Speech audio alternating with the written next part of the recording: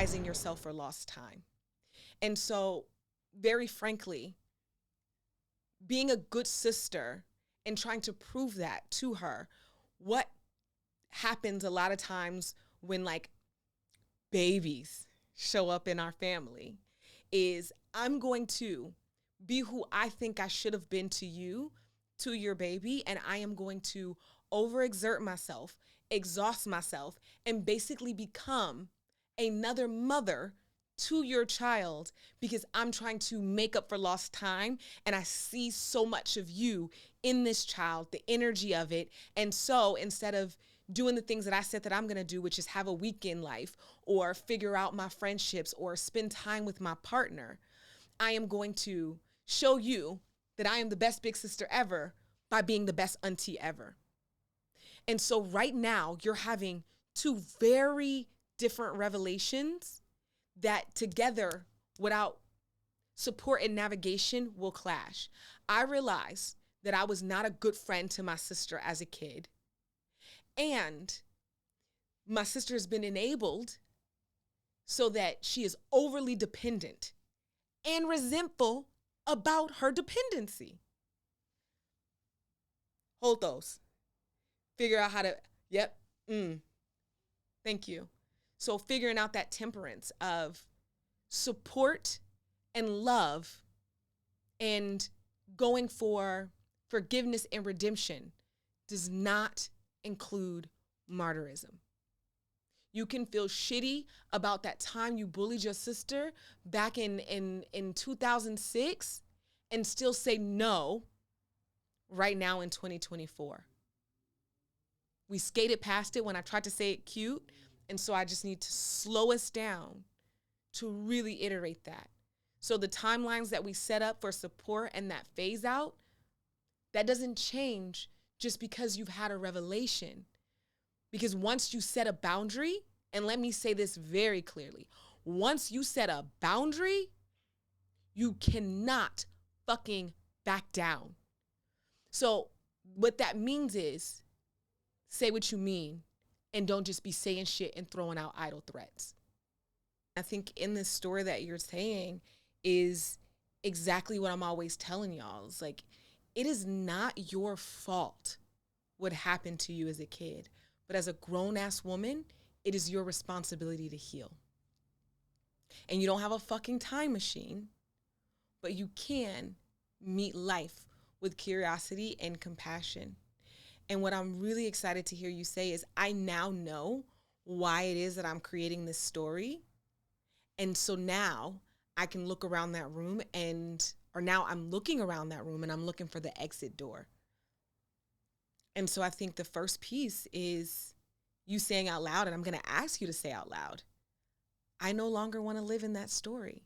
So now we take it one step further and says, I am not living in that story. You see, there's a little bit more shake there because it's like, I don't want to be here. You're clear on that, but you're not clear on, I'm not here anymore. Right. And so what we're working on right now is to release yourself. You are entrapped in that story. And right now you're like, I don't want to be here. And you walk and you're like, okay, you could say, I don't want to be in a room, but if you can't find the door, then you in that fucking room. But I think that there is just so much beauty in what you've just said.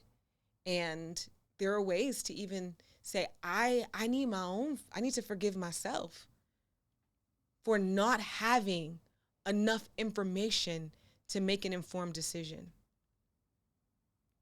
Because I know 1,000% that if you had more information, then that would have triggered a different response. Because you are a nurturer and you are supportive and you are there. And holding that story right where it is, I also want to say something that I think is just so important. There is no way that you can martyrize yourself for your sister right now that is going to make yesterday any easier than it was. And so these boundaries that we've already been talking about, even though you've had this revelation of ways that you could have been a better sister when you were younger, that is not going to be used by you as information that allows you to be taken advantage of. And you enabling her to say, well, what happens if you can't figure it out? Which is basically like, don't figure it out and I'll figure it out for you. Tell me, what you're saying is, tell me you don't know, because that's what I'm expecting. That's a very different sentence than, I trust that you can figure it out. Something I love to say to my friends, family, kids, everybody is, I'm empowering you to figure it out. Like, girl, because you coming to me because you think I got the power. Well, girl, you can have it. What you need a little power to make a decision? I'm empowering you to make up your fucking mind. And so, I think that's really what we're talking about. At this point with your sister, how do you practice empowering her? Because a lot of her power was taken from her versus enabling her, which is trying to make life easier for her. And quite frankly, we've seen how that's turned out. Not that her sister's down bad or nothing, but there are ways that she's been infantilized, and you've been over adultification. So it's like, actually, I've been way too fucking mature, and you've been treated like a goddamn baby. And I think I need to give you some of what I got. And the only way to do that is to let you flex your muscle and to see your sister as beautiful and strong and capable, and to use language that helps her feel that way. I trust, and I trust that. And when I find people in my friendships, not so much my coaching clients, but who are overly dependent on my thinking and my thought process, once I realize that, instead of cutting them off or even holding a boundary, my response to what should I do is, girl, you know what to do. Girl, you know what to do. I don't have a babysitter. What should I do? Girl, you know what to do. No, I don't. Okay, well, what do you see as your options? And I'm supporting you, and I'm empowering you to come up with plans and do things for yourself, and not enabling you by making me your first choice. Because one day I'm going to be busy. One day I'm not going to be around. And because you didn't actually practice finding other resources, you don't have me. So loving your sister is, or anybody that we love who's been enabled, is, while you still can be a part of their safety net, helping them find other layers of safety nets. So you're at the very bottom, not at the top, and then they haven't built any other structure, any other foundation. So right now, you've been her safety net, like literally. She don't even got to have a plan A, baby, because it's you. But you say, in your mind, I'm plan F. I will never let my sister hit the ground, because I fucking love my sister, and it would devastate me for my sister to hit the ground and crash out.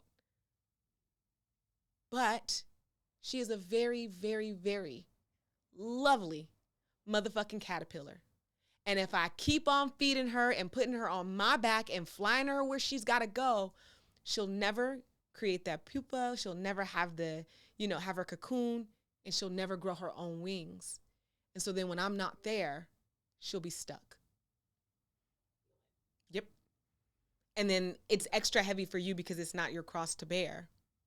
And the other thing before we move on is making sure that you're not projecting your feelings onto her situation, because you're used to feeling excluded, unsupported, unacknowledged. Then what happens is, when we don't show up for people in the ways that we want people to show up for us, then we project those negative feelings that we have on them. So in your head, you're like, if I don't,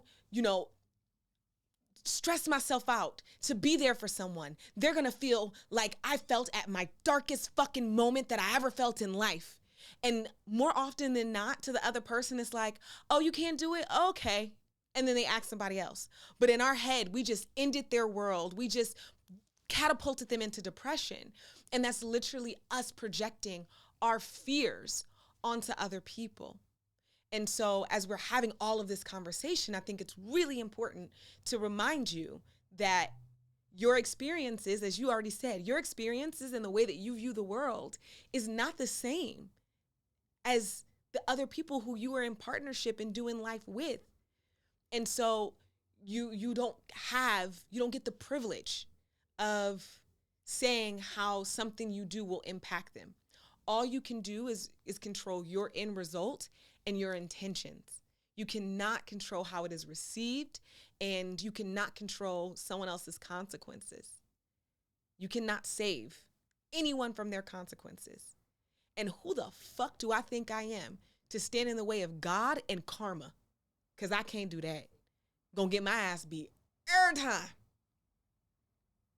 So sometimes they've got their own path and their own lessons and shit that they need to learn. And every time we come in and we, lay over that puddle for them so that they don't get wet, they never learn to get some fucking rain boots.